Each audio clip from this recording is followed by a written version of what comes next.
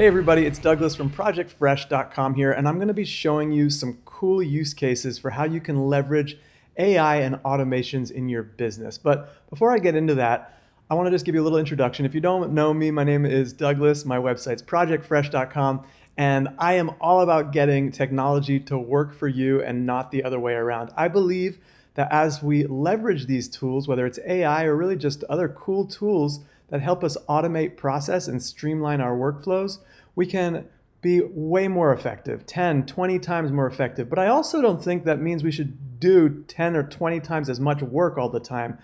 I actually believe that as we become more efficient in our workflows, it should free up time for the other things that we want to do or that we should be doing, whether that's growing our business in more smart ways that really use our skills, or even just get more time to do the things that you really want to do in life, whether that's spend more time with your family or write a book that you've always wanted to write or learn Chinese. So that's really the passion that underlies a lot of what I do. And so today I'm going to show a couple of business use cases just to give you some ideas. We're going to use some Zoom automations and we're going to do some meeting processing automations. We're going to discuss those couple of things. I'm going to be using a tool called Make.com. And also, if you haven't seen any of my other videos, the last one I just made was a really cool video showing how I automated the reading of my newsletters every morning by AI, so I don't get behind on my AI newsletters. Sometimes I get 15 every day. It now just creates one very simple newsletter for me with all the links to the articles, tools, and jobs that are available.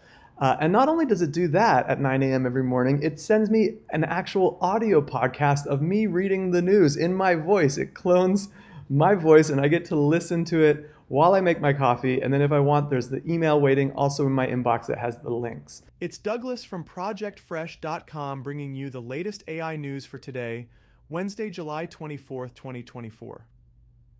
AI stocks began the week on a high note, with NVIDIA leading the way with a gain of nearly 5% during Monday's session.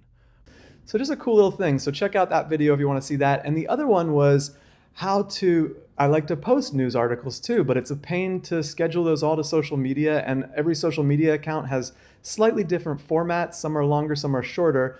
And so I automated a whole workflow that goes from my WordPress blog to all my social medias, and then it even can create a YouTube video short, which is really cool. So you can check that out. I'll put the link to that video in the video description for this one. But today what I want to talk about is two things. First of all, let's hop over to Make. I want to show you a little bit what this is all about. So this is kind of like a Zapier.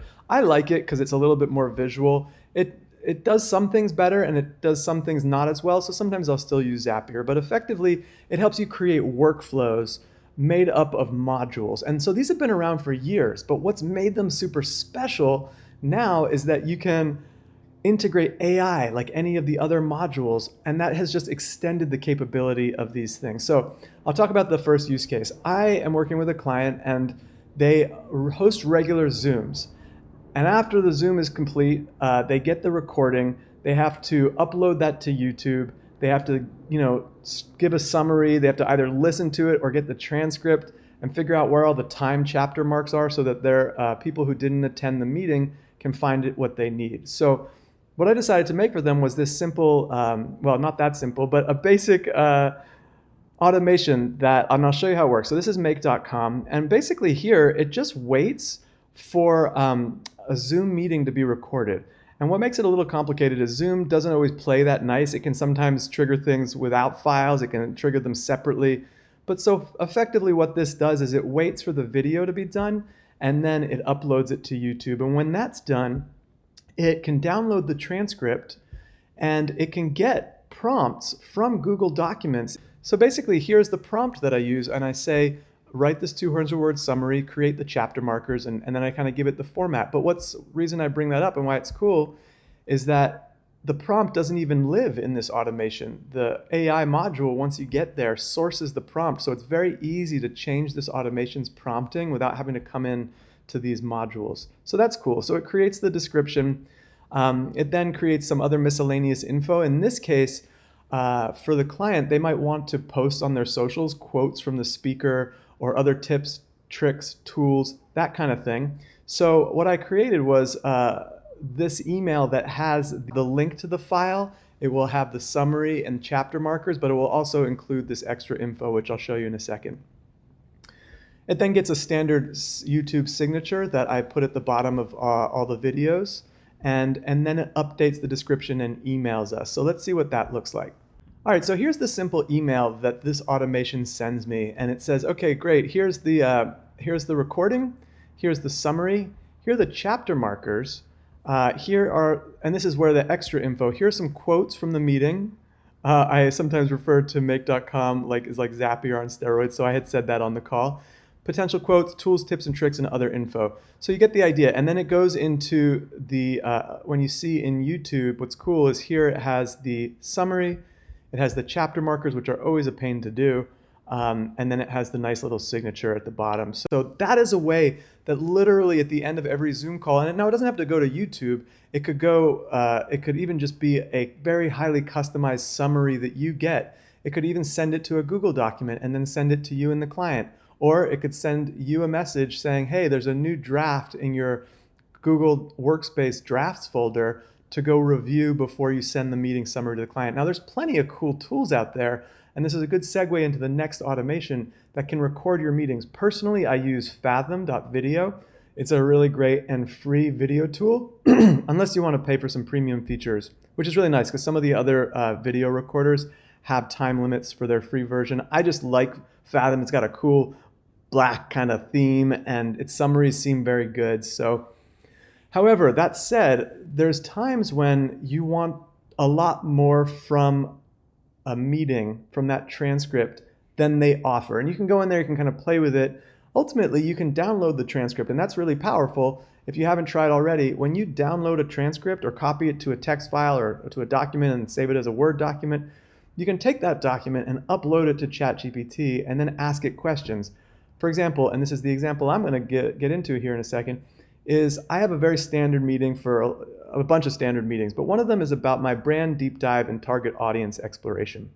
I ask the same questions every time, and it's amazing. AI has been so helpful. That used to take many hours for me then to go through the recording, go through all my notes. I was like mad taking notes during the meeting and then trying to combine it all later. Hours later, I would get it to the client. Well, AI came around and probably cut that by, I don't know, at least 20% of the time. Well, what I'm saying is if it took 5 hours and suddenly it was only taking an hour. And so that was really amazing. And I could just then go and upload that transcript, be like, hey, so tell me more about this this person's business background. Tell me more about their target audience. Tell me more about the target audience's problems. And even if they said it at different parts of the transcript, then it will make a really nice summary. It's one of the things that AI is especially good at, is summarizing large amounts of text.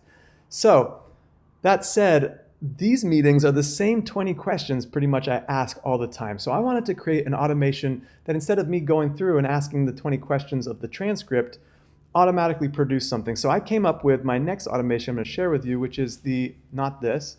It's a meeting processor. Oh, it is this. I just haven't, this was the same label as my old form that I had done for something else, for the auto poster that I showed in the last video. Anyways, point being that in this case, I can add the client's name and the project name. And if they already have a Google Drive folder ID, I can copy it in there. Otherwise, it will create one automatically for them. Then all I do is upload the transcript from wherever I downloaded it to, and I choose what kind of call it is. So these are all my types of standard meetings. So in this case, I would choose my brand and business deep dive, and then I just add it to the queue. Okay, great. So you get the idea of how simple it is. You get the transcript, you upload it, and you're off to the races. So now what's going to happen on the back end?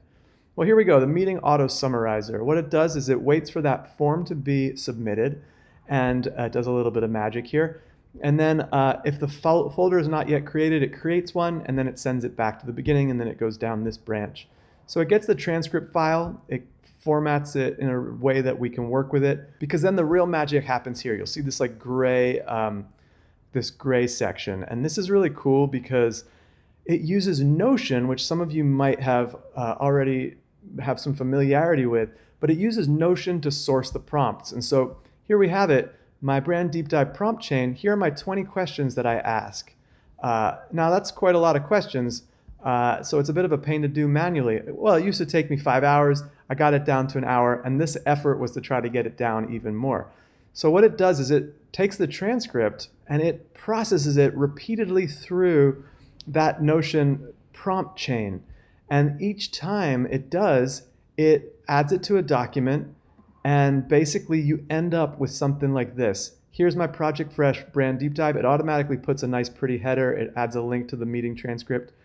And look at this: meeting summary, action steps, possible action steps for me if I want to work with them or if they want to work with me, client's business background and project updates, primary business goals, everything that I ask, client secondary goals, current status of things. And then it gets into the real exciting stuff, like a real exploration of their target audience, analysis of deeper into their struggles and really the problem that they're suffering from, and even what your brand really stands for. All this stuff. This is 16 pages long.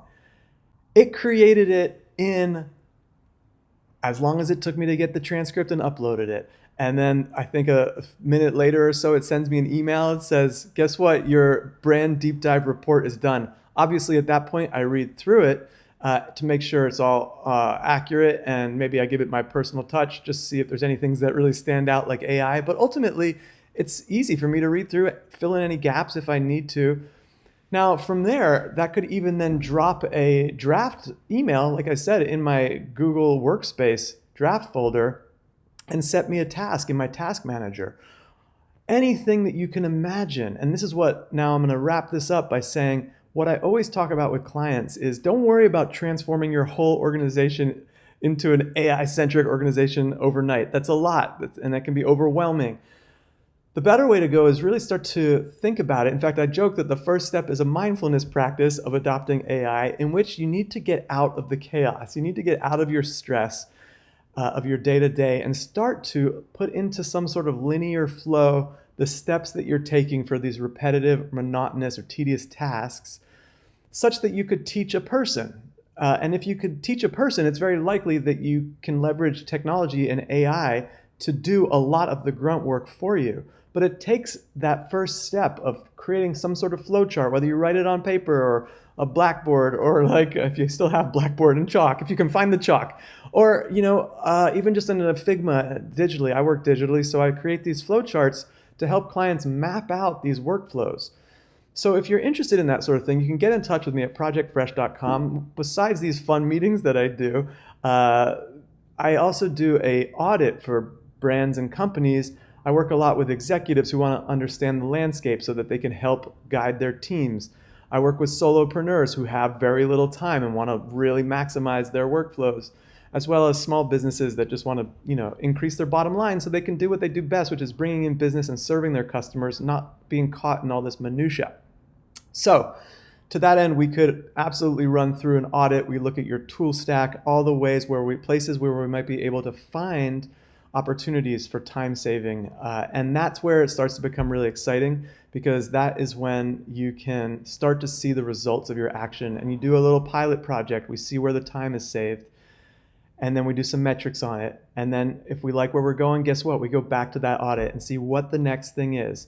Because guess what? If you can save an hour a week, if you can save an hour a day, that adds up to a lot in a month. So how valuable would it be for you to have 20 hours back from your month? It's really possible. Just like showing that I went from 5 hours for one meeting down to me just having to review a document and then send it. I don't know what that is. Is that like 100x workflow increase? My point being is there are so many opportunities for this kind of work in all businesses. It just takes a moment for you to say, I'm curious about this. I want to leverage AI into our workflows. I want to improve the fulfillment, job satisfaction of my colleagues, of my employees. I just want my job to be easier. So again, I'm Douglas from projectfresh.com. If you want to reach out and talk about anything, obviously I love this topic and it would be my pleasure to help guide you through. And again, let's get technology to work for us and not the other way around. Thanks again. Bye.